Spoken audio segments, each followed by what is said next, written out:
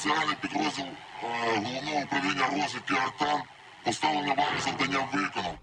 В подальшому на вишку виставлялися певна кількість військовослужбовців для її охорони. Тому що, по суті, ця вишка – це така невелика фортеця. Якщо її брати штурмом, це зробити майже нереально.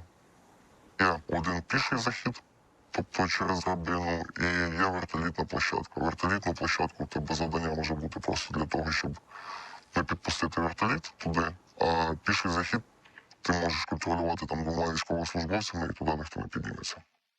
Яка доля вишок зараз? Зараз вишки переважно деякі знищені, 2 вишки точно знищені. Та СПБУ, що ближче до Криму, я не знаю, не здогадуюсь про її долю.